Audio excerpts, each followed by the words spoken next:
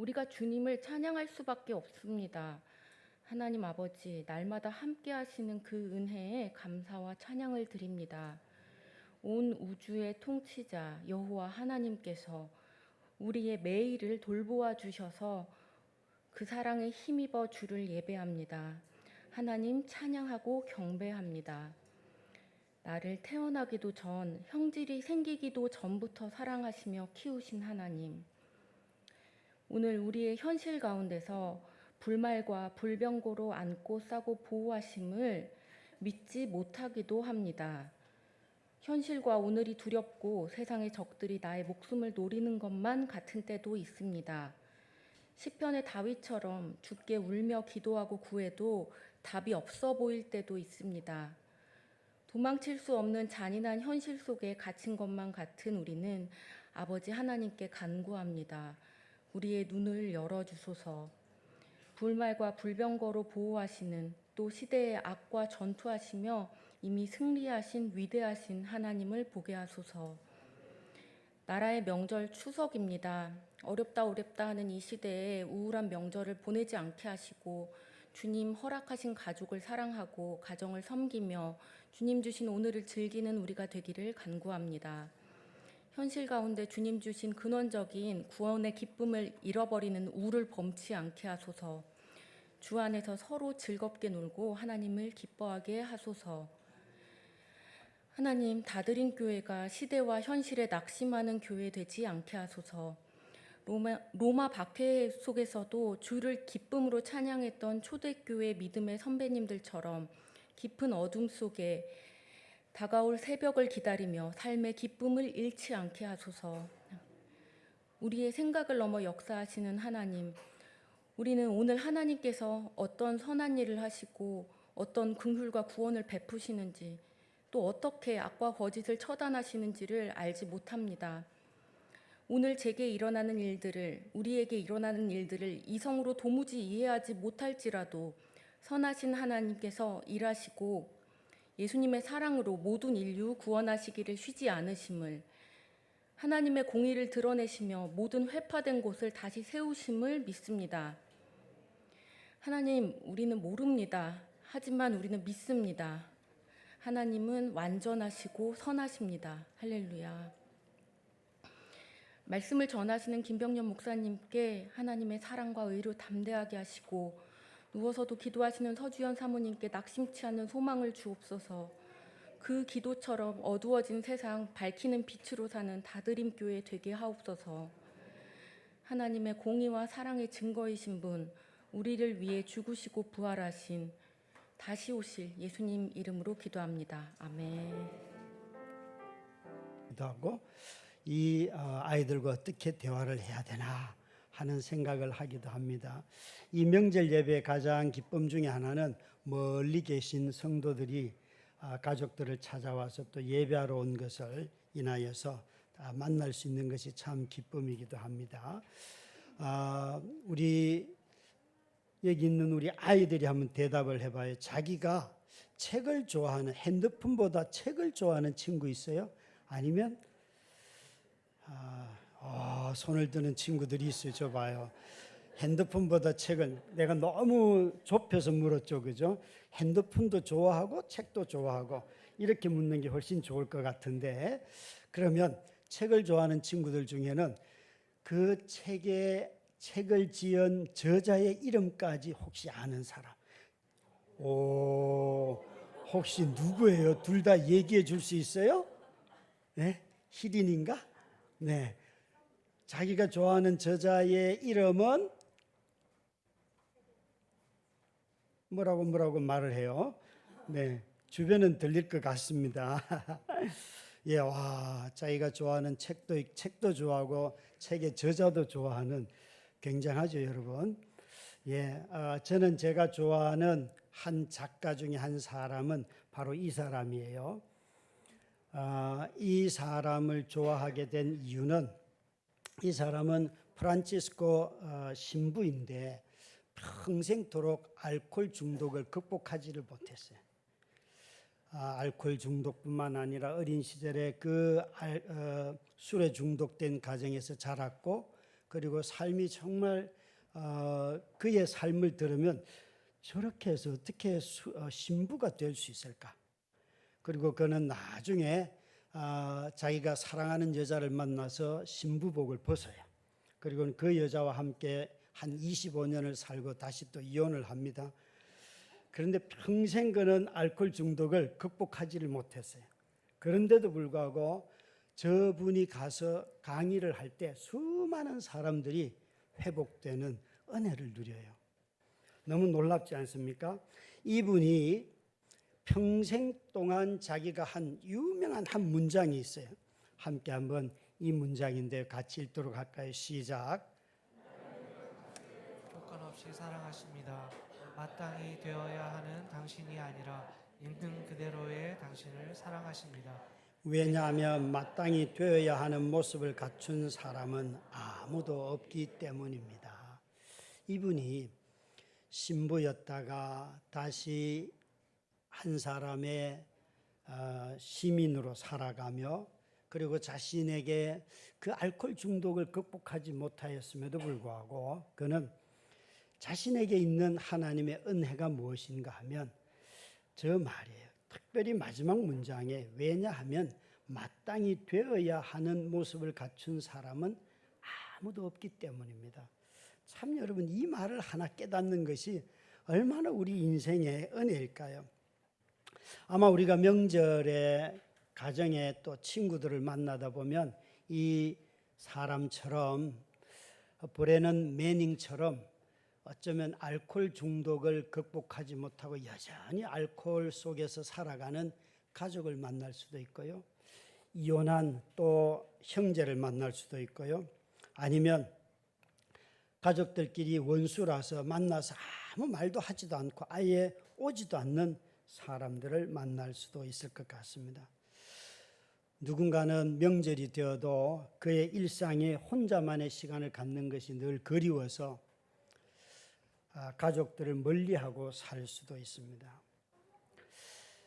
그런데 우리 모두가 그런 어떤 모습으로 살든지 간에 그래도 이 명절이 되면 한 번쯤은 한 번 더 가족들을 생각하기도 하고 내가 갔으면 좋겠다 하는 마음을 가지기도 하며 주저하기도 하는 다양한 마음들이 있을 거예요. 우리 모두 다 이런 명절에 수치심 없이 기쁘게 가족을 만날 수 있다면 얼마나 좋겠습니까? 어쩌면 예수를 믿고 신부가 되기도 하고 수많은 사람에게 영향력을 끼쳤지만 이렇게 알코올을 극복하지 못했던 브레넌 매닝처럼 우리 안에도 형제 우애가 있을 수도 있고 없을 수도 있고 부모님들의 어린 시절에 베풀었던 편애로 인하여서 자신이 장성한 자가 되었음에도 불구하고 늘 그때 당신들은 나를 사랑하지 않았어. 이런 이야기를 가진 감정도 있고 또 형제 자매들 사이에 오늘 사는 모습 때문에 서로 질투하는 그런 사람들도 있을 수 있습니다. 그런데 이 브레넌 매닝만 그런 것이 아니라 성경의 인물에도 이와 너무나 유사한 한 인물이 있습니다.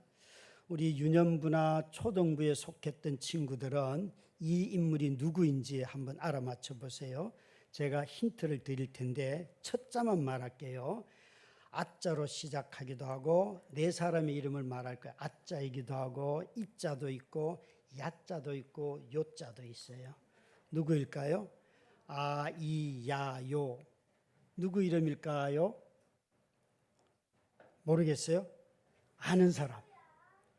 아, 이, 야, 요. 이름의 첫 자예요, 전부 다. 아자는 누구?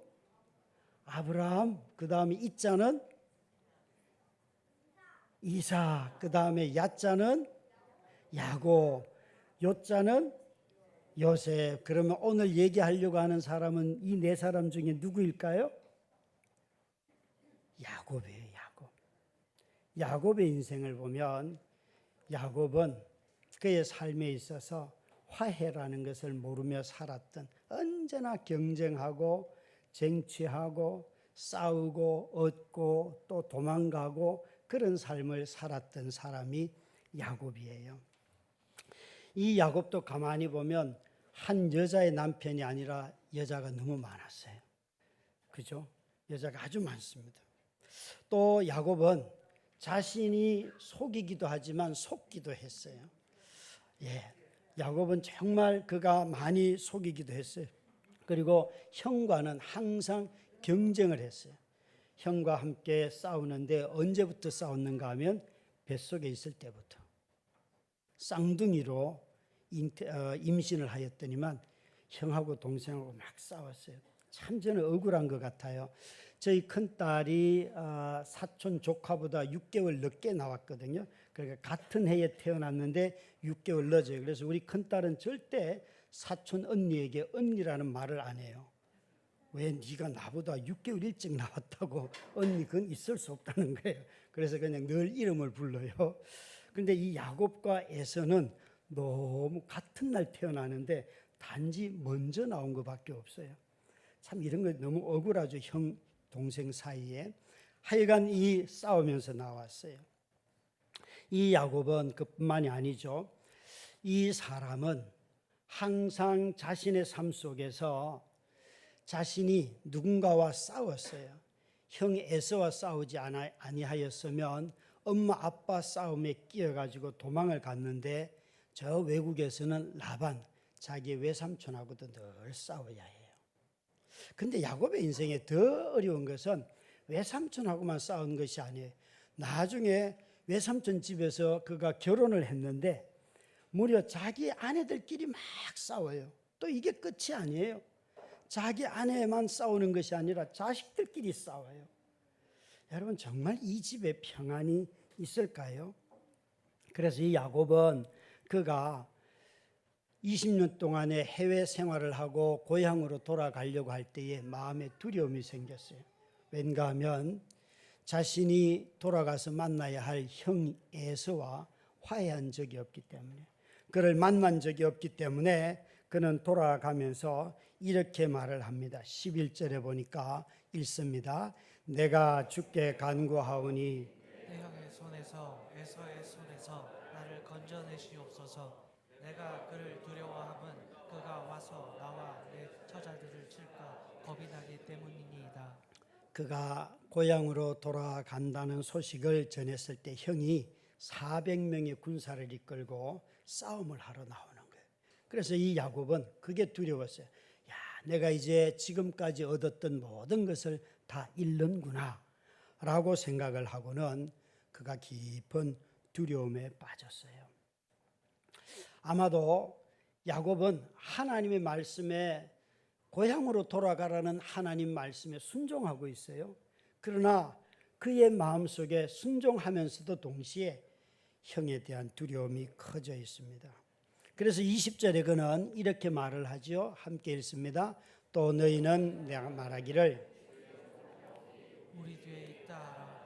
아니 이는 야곱이 말하기를 내가 내 앞에 보내는 예물로 형의 감정을 푼 후에 대면하여 형이 혹시 나를 받아주리라 함이었더라. 이 야곱은 돌아가면서 형의 마음을 풀어주는 것, 그것이 그에게 있어서 해결해야 될 문제예요. 그래서 야곱은 무려 떼를 4떼를 나눕니다. 짐승을 3떼로 나누고 그리고 자기 아내와 자식들을 4번째로 보냅니다. 그렇게 순차적으로 하는데 그가 보내는 그 짐승의 양들이 굉장히 많아요. 그러니까 이 짐승들을 보면서 형이 마음을 풀리라. 참 여러분, 외람되지만 저도 아내를 돌보고 하는 과정에서 제일 어려웠던 게 사실은 가족이에요. 그리고 처제와 참 어려움이 많았어요. 어려움이 많으니까 거의 만나지 않고 거의 한 13년을 만나지 않고 지냈어요. 그런데 지난번에 아파트 임대 당첨이 되면서 처제가 무이자로 돈을 빌려주니까 마음이 풀어집니다. 그래서 제가 깨달은 게 있어요. 마음 푸는 건 기도로 하는 게 아니고 돈으로 하는 거다. 돈을 주는 게 최고다 이게. 그렇더라고요. 참 희한해요, 사람은. 아마 야곱도 그런데 저도 그랬던 것 같은데요. 여기에 야곱이 얼마나 고향으로 돌아가면서도 마음이 불편한지 두려운지 자기가 어떻게 얻은 재산인데 그걸 때를 나누어서 형이 이걸 받아서 좀 마음이 편했으면 좋겠다. 관계가 회복이 되면 좋겠다. 이렇게 다 보냈다는 거예요. 여러분, 고향으로 돌아가는 야곱의 마음처럼 두려움도 있을 수 있고 가는 것을 주저할 수도 있고 여러 이유들이 있지 않겠습니까? 누군가는 재정적인 이유도 클 것이에요. 요즘 살기가 정말 어려운데 이런 명절에 떠난다는 것이 얼마나 마음이 힘듭니까? 뿐만 아니라 누군가는 정말 직장생활을 열심히 하고 피곤해서 이 번잡스럽게 오가는 것이 힘들 수도 있어요. 아니면 가족 중에 여전히 수년 동안 감정을 풀지 못한 가족이 있어서 명절날 모이기만 하면 싸우는 그런 집일 수도 있습니다. 여러분, 고향이라고 하는 것은 내 삶의 어두움이 가장 잘 각인되어 있는 곳, 가장 내 삶의 어두움을 잘 아는 사람들이 있는 곳이 고향이기도 합니다. 누구나 다 이런 삶의 어두움을 간직하고 있는 그 자리로 가는 것은 두려울 것입니다. 그런데 이런 야곱의 마음에, 야곱의 삶에 놀랍게도 누가 계시는가 하면 하나님이 계시는 거예요. 야곱이 수많은 갈등 속에 있을 때마다 언제나 함께 하나님이 그의 일상 속에 함께 계셨어요. 우리 친구들, 어린이 친구들이 한번 대답을 해봐요. 야곱에게는 쌍둥이 형이 있었는데 그 이름이 뭘까요? 야곱의 형 이름. 누구? 뭐래요? 있어요, 그죠? 상아가 손을 들었어요. 크게 대답해봐요. 예, 이쪽 분들은 모르시나 봐요. 애가 지금 에서라고 얘기하는데 아무런 반응이 없으십니까?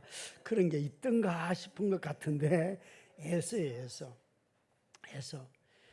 에서와 이 야곱은 항상 싸웠는데 어디서부터 싸웠는가 하면 창세기 25장 21절부터 23절에 보면 이렇게만 22절 끝에 보시면 23절 첫 줄에 이렇게 되어 있습니다. 두 국민이 내 태중에 있구나. 그 속에서 서로 싸우는지라. 참 여러분, 이삭이 리브가와 결혼하여서 20년 만에 얻은 아이입니다. 임신한 아이입니다. 그런데 둘을 얻었는데 둘이 저 태중에서부터 싸우는 거예요. 얼마나 싸움을 잘하는지 아시겠죠? 그러니까 날때부터 모태솔로가 있듯이 날때부터 싸움꾼이 있는 거예요. 야곱은 그런 사람이에요. 뿐만 아니라 야곱은 이 형과 무려 40살이 될 때까지 결혼을 하지 않습니다. 40살에 총각 둘이서 결혼하지 않고 한 집에 있다. 이런 집은 절망일 가능성이 매우 높습니다. 이 집이 그랬습니다. 그래서 둘이 유산 분쟁이 붙어가지고 도망을 가야지만 형이 언제나 죽이려고 했어요. 동생을. 그러니까 여러분, 재산 상속 문제는 예나 지금이나 죽고 사는 문제예요. 돈 때문에 사람 죽일 수 있어요. 돈 때문에. 어마어마한 일들이 벌어졌어요. 그래서 도망간 곳이 밧단 아람, 자기의 외삼촌 집이에요. 이곳에 가서는 누구와 싸우는가 하면 창세기 31장 7절부터 9절에 보면 저기에 보면 9절을 같이 읽습니다. 시작. 하나님이 이같이 그대들의 아버지의 가축을 빼앗아 내게 주셨느니라. 야곱이 라반과 싸움이 안 되니까 누가 야곱의 편에 서시는가 하면 하나님이 라반의 것을 빼앗아서. 그래서 여러분 알다시피 라반이 이번에는 양이나 염소나 이런 것들이 색깔 있는 점박이가 너의 것이다 그러면 점박이를 하나님이 주시고, 또 이번에는 색깔 없는 것이다 그러면 하나님이 또 그걸 바꾸어 주시고, 누가 라반과 싸우시는가 하면 하나님이 하신다는 거예요. 야곱은 끊임없이 그 자기 외삼촌과 싸웠어요. 뿐만 아니에요. 말씀드린 것처럼 야곱은 라헬과 레아의 싸움도 그의 생에서 계속 보고 있지 않습니까? 보고 있지요. 나중에 자녀들도 마찬가지입니다. 어떻게 간구하여 얻은 자녀이고 결혼까지 했는데 형의 분노를 피하여 간 그곳에서조차도 끊임없이 싸움 속에서 갈등하며 살아온 인생, 이게 바로 야곱인데, 야곱을 오늘 이 본문에 보면 하나님이 어떤 사람이 나타나서 너의 이름이 뭐냐라고 물었을 때 야곱이 내 이름은 야곱입니다. 야곱의 뜻이 뭐예요? 싸워서 이긴 자, 경쟁하는 자. 그러니까 야곱의 생애는 언제나 싸워서 이긴 아주 굉장히 뛰어난 능력자임이 틀림없어요. 이런 야곱의 인생 가운데 그가 경쟁하고 싸울 때 언제나 하나님이 그와 함께 하셨다는 것이에요. 여러분, 우리는 모두 다 대체로 사람들은 갈등이나 경쟁이나 대립 이런 거 별로 좋아하지 않습니다. 오히려 그런 것을 피하려고 하죠. 피하고 싶어도 어쩌면 피할 수 없는 것. 오늘 우리 이지연 집사님 기도할 때 정말 우리가 생계의 감옥에 갇혀 있는 것 같은 인생, 누군가 끊임없이 나는 나의 생명을 위해서, 생존을 위해서, 가족을 위해서 일을 하는데 끊임없이 경쟁으로만 내모는 그런 사회 속에 있는 것과 마찬가지로 야곱의 인생도 항상 이 갈등이 일상화되어 있는 삶을 살아왔다는 것이에요. 우리의 삶에도 이 갈등의 일상화는 언제나 있습니다. 오늘도 아마 배우자와 싸우면서 교회 오신 분들도 계실 것입니다. 아니, 또 이렇게 자녀들과 함께 예배 드리려고 하면 너무 예민해져 가지고 절대 떠들지 마라. 수없이 얘기하지만 애들이 벌써 지금 34분이 지나는데 어떻게 이 시간을 다 견딥니까? 참 저는 우리 성도님들이 아이들과 함께 예배 드릴 때 너그러운 마음을 가지고 대해주시는 것이 너무 감사하고, 여러 모양에서 이 아이들과 함께 하는 공간들, 또 마음을 갖고 있는 것에 대해서 감사를 드립니다. 자녀들끼리 싸우기도 하고요. 특별히 가정에서의 싸움은 그래도 언약 안에 있기 때문에 괜찮은데, 직장에서 싸울 때 여러분 어떻게 싸워요? 거기는 분명히 해고를 당할 수도 있고요. 인사 고가에서 반영이 되어서 너는 그런 사람이 아닌데 너는 관계 맺을 줄 모르는 사람이야, 이런 평가를 듣기도 하고요. 얼마나 많은 일들이 있습니까? 여러분, 에서와 야곱 같은 배에서 나왔지만 다른 인간이에요. 여러분, 집에 가서 만나는 형제들 같은 배에서 나왔지만 다른 인간이에요. 그냥 좀 인정하고 넘어갑시다. 그 인간은 그렇게 산다고. 그걸 이게 옳다 저게 옳다 그럴 이유가, 정말 다른 인간이잖아요. 그죠? 다른 인간. 우리는 그리스도인이 되고 난 뒤에 지나치게 형제 우애를 강조하는 유교 문화에 익숙해져 있어요. 결혼하면 다 독립이라고 분명히 하나님 말씀하시는데도 불구하고 우리는 너무 이 유교 문화에 익숙해서 기독교 정신은 효지 이렇게 가르치는 데도 있어요. 아니요, 여러분. 형제 우애를 이야기하는 성경의 구절들은 다 그리스도 안에서 한 형제 자매된 주인이든지 종이든지 남자든지 여자든지 나그네든지 자기 소유가 있는 그런 주인이든지 간에 모두를 다 뜻하는 그리스도 안에 있는 모든 사람이 형제 자매라는 거예요. 그러니까 어쩌면 우리가 혈육만을 가지고 형제 우애를 얘기하면 가장 비기독교적인 사람이 되고 가장 배타적인 사람이 되어서 복음의 본질에서 벗어나는 거예요. 형제 우애를 이루지 못하여도 하나님은 우리 인생 가운데 함께 하십니다. 하나님은 우리가 하나님의 말씀대로 다 순종하지 못하였어도 우리 속에 와셔서 갈등을 피하지조차 못하고 해결하지 못하며 살아가는 우리 인생 가운데 그 하나님은 오히려 자신의 약속을 가지고 오시고 동행하시고 우리를 찾아와 주시는 분이십니다. 갈등 속에 살아가는 야곱의 일상처럼 우리의 인생의 갈등 속에서도 주님은 언제나 함께 하십니다. 수요 성경 공부를 이제 시작한 지 2주가 지났어요. 최재철 전도사님이 잘 인도해 주고 계시는데, 이번 주 2번째 모임에서 전도사님이 이렇게 질문을 하셨다고 제가 들었어요. 힘들 때 가장 먼저 하는 일이 무엇입니까? 여러분은 힘들 때 가장 먼저 하는 일, 내가 힘들고 어려울 때 가장 먼저 하는 일이 뭐예요? 어느 참여하는 집사님이 이렇게 말씀하셨다고 해요. 하나님 나 어떻게 해요? 이게 그분의 답이었어요. 근데 저는 그 질문을 듣고 난 뒤에 나는 힘들면 어떡하지? 이런 일이 일어나면 안 되는데 성질 내고, 그리고 또 괜히 옆에 있는 아이들한테 야 조용히 안 해! 뭐 그러기도 하고, 이런 모든 과정을 다 거치다가 결론에 가면 돈이 없구나 두려워 떨고, 그러다가 이제 하나님한테 가야지 이러면 안 되지.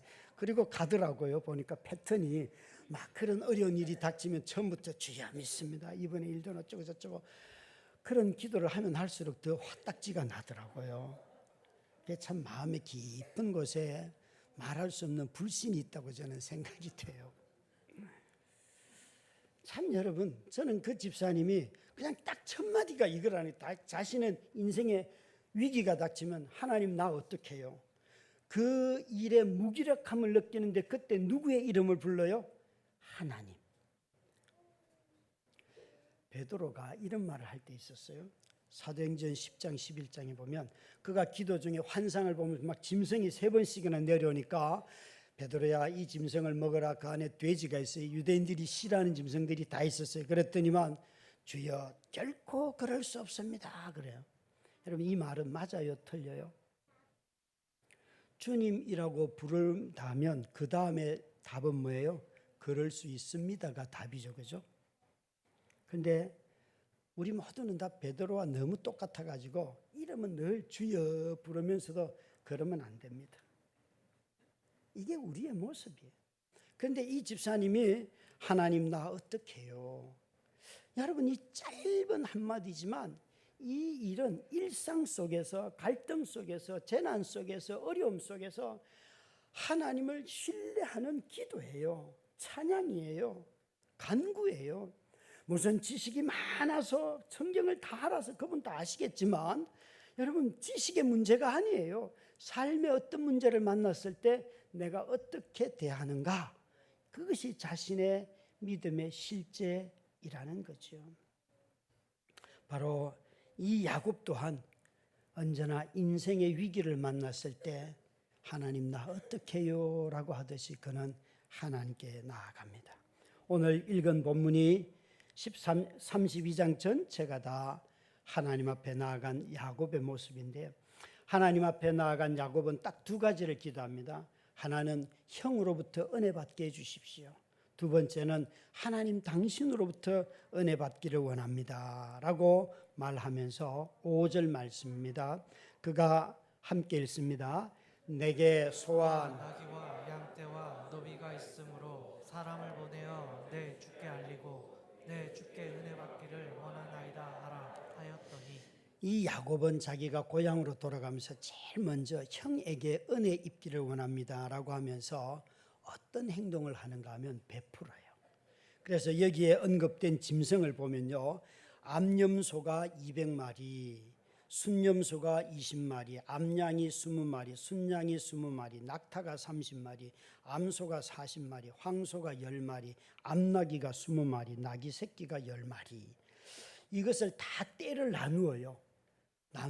그러니까 세 떼로 나누니까 대체로 보면 한 20마리가 많거든요. 그러니까 한 8마리씩 대충 뭐 나눕시다 여러분. 해서 여러분 짐승이 여러 종류가 8마리가 이렇게 한꺼번에 오는데 여기 있는 언급된 종류를 다 하면 그래도 한 40마리 정도가 한 떼를 이룹니다. 굉장히 많은 떼예요 여러분. 아마 이스라엘이나 요르단이나 이런 데 여행을 하시다 보면 한 3, 40마리 떼를 만나면 그 굉장히 큰 떼예요.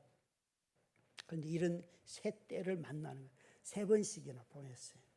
그러니까 여러분 사람으로부터 오는 은혜는 무엇을 통하여 이루는가 하면 베푸는 것으로, 드림으로, 나눔으로, 너그럽게 대함으로 얻는 거예요. 우리는 자주 이렇게 생각해요. 은혜를 나는 아무것도 안 하고 저 사람이 나를 불쌍히 여겨주기를. 아니에요. 사람은 여러분, 우리 모두의 마음속에 보상받고 싶은 마음이 있습니다. 여러분 모두가 다 부모임에도 불구하고 자녀들을 통하여 보상받고 싶은 마음이 있잖아요. 자녀들이 좀 잘 돼가지고 우리 자녀는 이런 거 합니다. 이런 거 한번 좀 말해보고 싶지 않으세요? 저 세 자녀가 있는데 하나도 그럴 만한 인물이 안 보여요. 그런데 우리 조카는 여러분 3일 회계 법인에 들어가서 집에 가면 트렁크가요. 4주짜리 트렁크가 있고요. 3주짜리가 있고 2주짜리, 1주짜리가 있어요. 똑같은 나이인데 명절에 갔다가 삼촌 나 저거 4주짜리야. 그런데 우리 딸은 그런 게 없어요. 프리랜서로 그냥 자유롭게 살아요. 순간 너도 이랬으면 좋겠다 이런 말을 할 뻔했어요. 그러다가 나오면서 가만히 생각을 해봤어요. 우리 조카는 저렇게 직장 생활에 정말 엄청나게 열심히 하잖아요. 진짜 그렇더라고요. 그래서 나중에 내 꿈이 뭐냐 그러니까 50대 중반이 되어서 자기가 원하는 일들을 하고 싶다는 거예요. 제가 그 말을 들으니까 우리 딸은 20살, 25살부터 자기가 원하는 일을 지금 하고 있어요. 누가 행복할까요? 제가 거기서 회심을 했어요. 20대부터 자기가 원하는 일을 하는구나. 인생의 만족도가 다른 거예요. 그러니까. 그렇죠? 여러분 믿거나 말거나 하여간. 그런데 여러분 자녀가 이렇게 하면 속 터진다는 거. 그렇지만 너그러운 마음이 생기더라고요. 여러분 사람에게 은혜를 얻기를 원하거들랑 여러분의 것을 나누어야 해요. 베풀어야 해요. 은혜는 공짜라는 말이 틀렸어요. 은혜가 공짜라는 말은 우리가 그 은혜를 갚을 수 있는 능력과 소유와 아무것도 없기 때문에 공짜라는 뜻이지 은혜 자체가 값어치 없다는 뜻은 아니에요. 가장 귀한 건데 이것과 대등하게 값을 요구할 수 있는 것이 없다는 뜻이에요. 그런 점에서 사람으로부터 은혜를 받으려고 한다면 사람은 본성상 주고받는 것을 좋아합니다. 그래서 서로 너그럽게 대해야 해요. 이번 명절에 여러분 집에 가시거나 가족을 만날 때에 제일 먼저 좀 시간에 너그러우시길 바랍니다.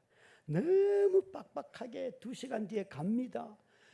자기도 마음이 불편해요. 딴 일 시킬까 봐서 문제가 생길까 봐서 좀 시간에 여유로우시길 바랍니다. 또 우리가 살아가면서 재정이 각박한 쪼들리는 빠듯한 시대를 살아가고 있는데 그래도 자신의 것을 좀 내어놓고 너그럽게 가족들을 돌보실 수 있기를 바랍니다. 야곱은 형에게는 자신의 것을 내어놓으면서 은혜를 구하였어요. 그런데 하나님에게는 어떤 은혜를 구하였을까요? 9절, 10절, 12절 말씀에 보면 야곱이 이 말씀에 전부 다 은혜라는 단어를 사용하는데요. 함께 읽습니다. 시작. 야곱이 또 이르되 내 조부 아브라함의 하나님 내 아버지 이삭의 하나님 여호와여 주께서 전에 내게 명하시기를 내 고향 내 족속에게로 돌아가라. 내가 내게 은혜를 베풀리라 하셨나이다. 나는 주께서 주의 종에게 베푸신 모든 은총과 모든 진실하심을 조금도 감당할 수 없사오나 내가 내 지팡이만 가지고 이 요단을 건넜더니 지금은 2때나 이루었나이다. 주께서 말씀하시기를 반드시 내게 은혜를 베풀어 내 씨로 바다에 셀 수 없는 모래와 하셨나이다. 아멘. 저기 10절 12절 한번 비교해 보시면 야곱은 자신의 지난 날의 시간 속에서 하나님께서 이미 지팡이 하나 들고 떠났던 인생이 너무나 많은 이 짐승의 가축의 떼를 어마어마한 무리를 가지고 지금 돌아가고 있어요.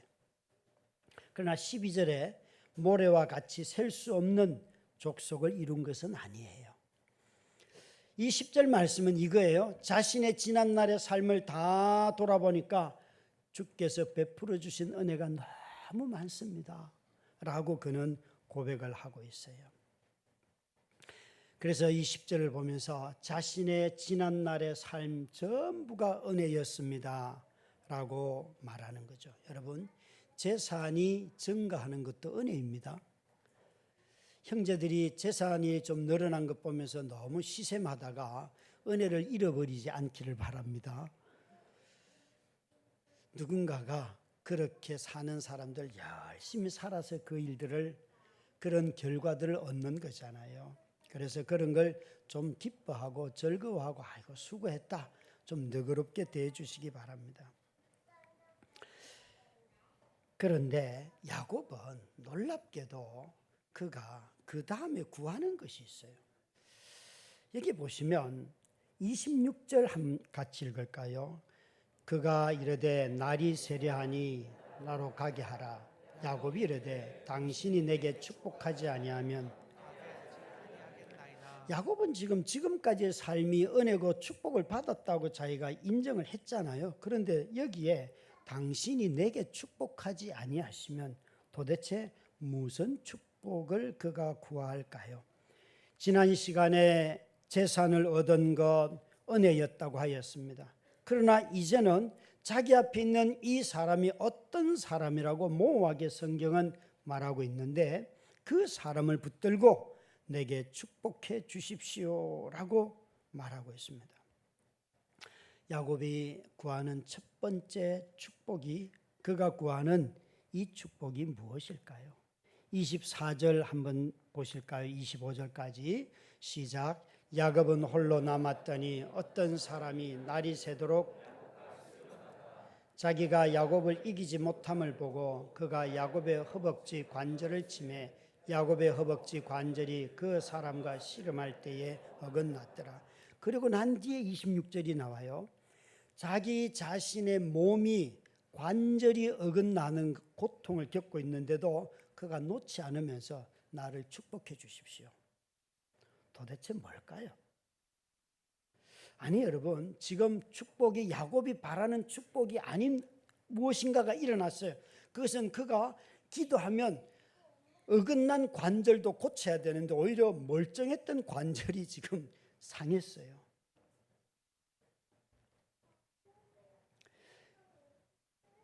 이 어떤 사람을 붙들고 놓지 않는 야곱을 그 어떤 사람이 엉덩이를 쳐서 그 힘줄에 문제가 생겼어요. 뼈에 문제가 생겼어요. 그래서 나중에 이 기도가 끝나고 난 뒤에 걸어 나갈 때 보면 그가 다리를 절었더라 라고 말하고 있습니다.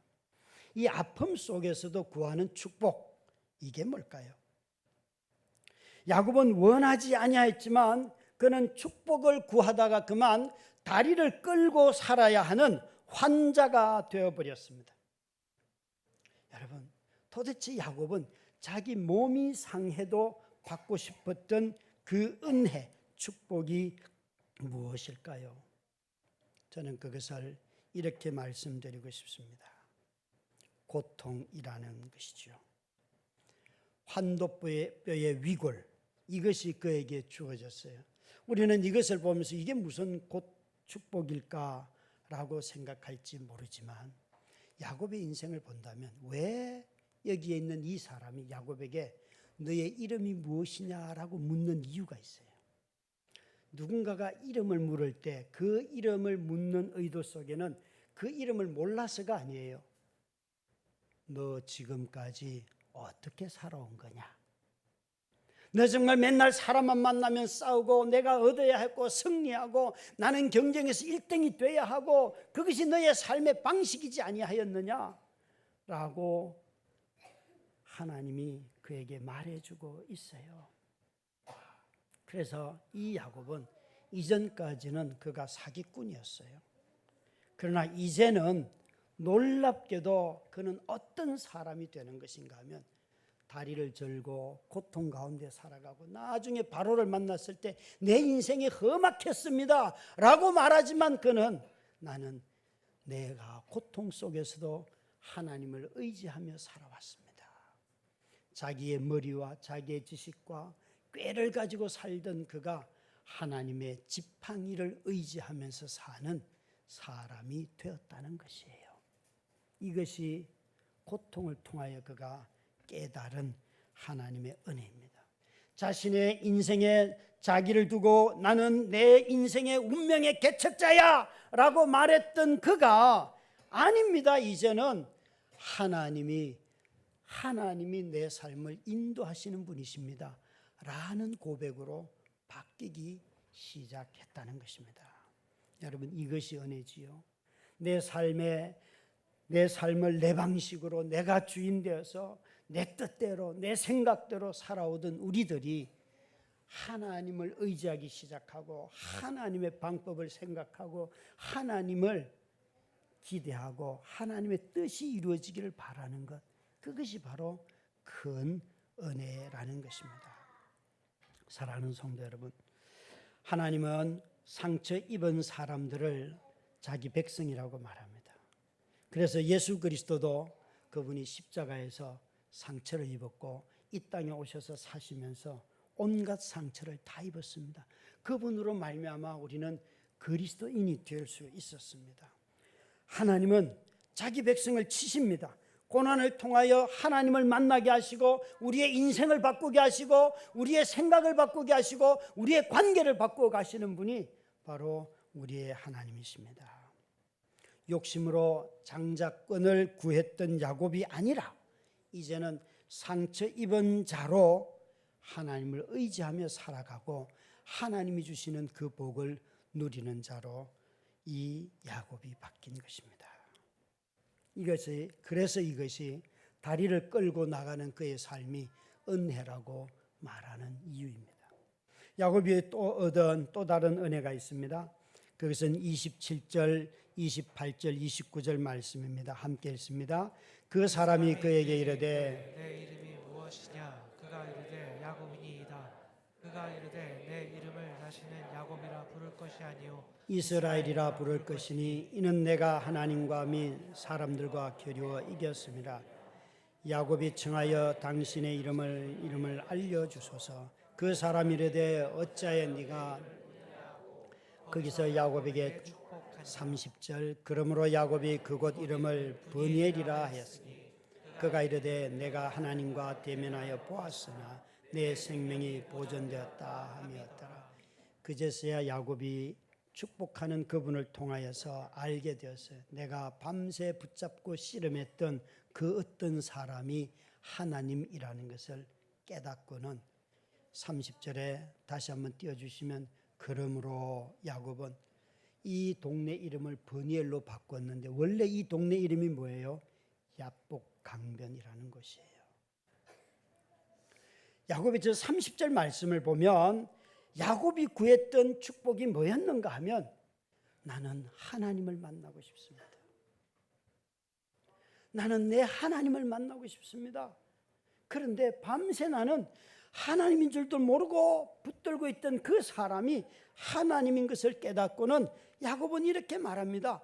내가 하나님을 대면하여 보았으나 내 생명이 보존되었다. 이것처럼 큰 은혜가 어디 있습니까? 구약 성경의 모든 선지자들도 모든 제사장들도 하나님의 얼굴을 보았다고 말하는 자는 아무도 없습니다. 모세처럼 하나님과 너무 친밀했던 사람조차도 나는 하나님의 등은 보았습니다 라고 말합니다. 그런데 야곱은 나는 하나님과 대면하여 보았습니다. 이것이 은혜이기 때문에 그렇습니다. 여러분, 하나님의 얼굴을 보고도 죽지 않는 자, 그래서 야곱은 내가 생명이 보호받았구나, 보존되었구나, 내 생명이 바로 이 축복으로부터 왔구나, 하나님의 얼굴을 보고도 죽지 않는 자가 된 것은 우리 모두가 다 그리스도 예수 때문입니다. 그리스도 예수 하나님이신 그분이 몸을 입고 오셨기 때문에 그를 보고 믿는 모든 자들에게 하나님 앞에 설 수 있는 은혜를 주셨습니다. 저와 여러분이 그래서 죽지 않는 이유입니다. 오늘 우리가 살아있는 것은 이 은혜가 우리에게 있기 때문에 그렇습니다. 사랑하는 성도 여러분, 은혜가 흘러가는 곳에는 항상 생명이 유지됩니다. 브레넌 매닝이 자신의 인생을 두고 이렇게 말합니다. 내 인생은 천박한 은혜에 대한 정은자입니다라고 자신을 그렇게 말하면서 자신의 회고록의 부제를 이렇게 말합니다. 불황인의 회고록입니다. 불황인의 회고록이라고.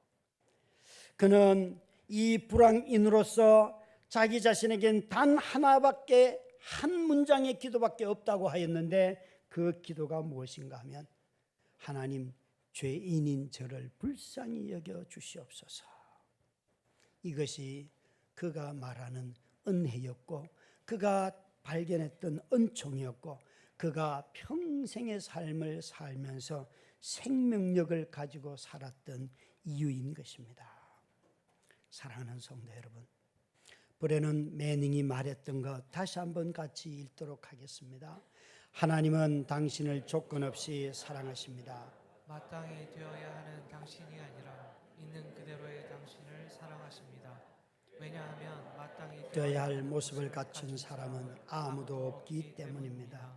여러분, 가족들에게 내가 준 상처가 있을 수 있고 또 용서받지 못한 마음도 있을 수 있고 삶이 여전히 어려워서 마음에 여유가 없을 수도 있지만 그 모든 것을 갖고 있어도 여전히